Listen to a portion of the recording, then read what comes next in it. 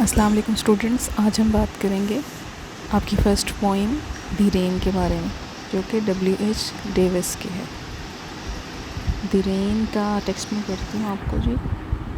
I hear leaves drinking rain, I hear rich leaves on the top giving the poor beneath drop to drop, sweet noise to hear these green leaves drinking water. जी यहाँ पे poet जो है वो बता रहा है कि ऊपर वाले लीव्स यानी अपर लीव जो हैं वो बारिश को, रेन को पहले उन्हें मिलती है और उसके बाद वो पास कर देते हैं ड्रॉप बाय ड्रॉप, यानी कतरा कतरा करके नीचे वाले बीनीथ लीव्स, नीचे वाले लीव्स को। देखने को तो ये एक नेचुरल फिनोमिनन लग रहा है, लेकिन क्या है कि इसमें दिखाया गया है सिम्बॉलिकली कि सोशल इनइक्वलिटी यानी कि बेइंसाफ़ी क्या है अमीरों और गरीबों के दरमियान, के अमीरों को सबसे पहले सब चीज़ें मिल जाती हैं, ऐशो आसाइश की तमाम अशिया, तमाम सहूलियात मिल जाती हैं, और फिर वो कतरा कतरा करके यानी थोड़ा थोड़ा करके गरीब लोगों तक या आम लोगों तक या औसत तबके तक पहुंचती हैं। ये हमारा पहले स्टेंज़े का एक एक्सप्लेनेशन है जो मैंने आपके साथ शेयर की। इसके बाद हम चलते हैं नेक्स्ट स्टेंज़े की तरफ। And when the sun comes out, after the rain shall stop, a wondrous light will fill each dark drop, and the sun shines bright, that will be a lovely sight. अच्छा जी, फिर से कह रहे हैं कि बारिश के बाद सनलाइट आएगी। सनलाइट जो है वो हर कतरे को चमका देगी और ऑप्टिमिज़म दिखा रहे हैं, उम्मीद दिखा रहे हैं कि हर मेहनत के बाद आपको इनाम मिलने वाला है, मेहनत के बाद आपको आपकी हार्ड वर्क का रिवार्ड मिलने वाला है, अच्छा टाइम आने वाला है। तो सन हमारा यहाँ पे है, सिंबल किस चीज़ का है? होप का, एक नई उम्मीद का, नई शुरुआत का, मुश्किल के बाद हासिल होने वाली सक्सेस का। तो इसके बाद हम पढ़ लेते हैं इसके सिंबलिज़म क्या क्या है, इसमें क्या क्या डिस्कस किया गया है। तो सबसे पहले हम देखेंगे कि जो अपर लीव हैं वो एज अ रिच, आपको बताया गया है कि रिच लोग प्रिविलेज्ड लोग हैं। बीनीथ लीव हमारे अंडर प्रिविलेज्ड लोग हैं, यानी जिनको कम सहूलियात मैसर हैं। इसके बाद हमारा इम्प्रेशन आता है सन का। जो सन है हमारा वो एक उम्मीद है आपकी, उम्मीद का, रोशनी का, अंधेरे के बाद रोशनी का, ऑप्टिमिज़म का।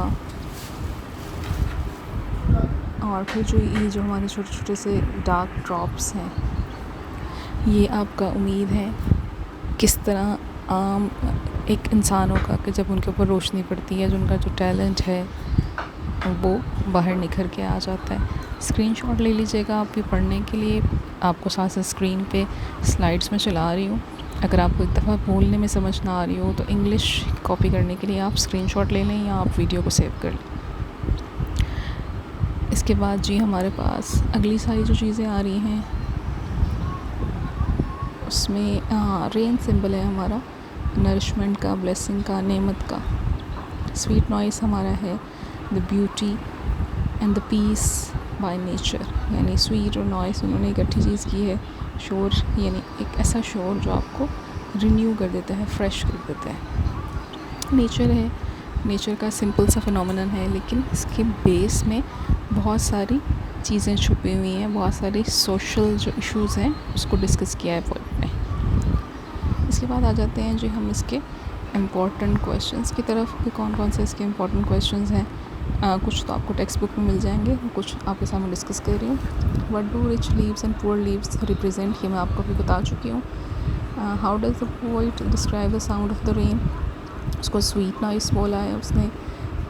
It reflects gentle nature, soothing music.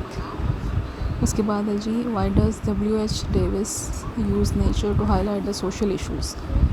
अब इसका है कि उसने ना इमेज दिया है पुअर और रिच लीव्स का, क्या दिखाने के लिए कि अनफेयर, बेइंसाफ़ी किस्म की जो मालो दौलत की, सहूलियात की सोसाइटी में तकसीम हो रही है, उसको बताने के लिए उसने ये इम्प्रेशन दिया है हमारा। Explain the significance of the sun, sun का क्या सिग्निफिकेंस है, क्या इम्पोर्टेंट है। तो इसका सन सिम्बलाइज़ कर रहा है होप को, रिन्यूअल को, हैप्पीनेस को, सफरिंग को। हाँ जी। और ये आपका सारी जो हार्डशिप जो आप बर्दाश्त करते हो, ये सारी की सारी आपको प्रेजेंट करने के लिए। तो ये सारे क्वेश्चन हैं, इनको आप देख लीजिएगा। इसमें बहुत सारे क्वेश्चंस अगर आपको बदल के दिए जाएँ, थोड़ी लाइंस बदल के, उनके आंसर्स भी इसमें होंगे, लेकिन ये बेसिक चीज़ें हैं जो आपको पता होनी चाहिए। इसके बाद जी हमारे पास है थीम्स क्या है पोएम की। नेचर, ब्यूटी है, म्यूज़िक है, सोशल इनइक्वालिटी है, कंपैशन है, होप है, after difficulties, joy in simple things. ठीक है। तो इसके बाद हमारे पास ये क्वेश्चन मैंने दोबारा आपको दे दिए, इनके आंसर्स ऑलरेडी हमने डिस्कस कर लिए हुए हैं आप लोगों के साथ। ये आंसर पिछली स्लाइड में आपको दिया था जी, मैंने क्वेश्चन का आंसर। अच्छा जी, फिर कंक्लूजन इसका ये है कि ब्यूटी ऑफ नेचर को उसने अप्रिशिएट किया है अपने पोइट ने, और कहा है कि वो हमेशा स्ट्रगल्स के दौरान होपफुल रहें, पुरुमीद रहें, और जो रिज़ल्ट है वो अच्छा होगा। पुरुमीद रहना चाहिए, सब्र के साथ मेहनत करते रहना चाहिए। Thank you very much.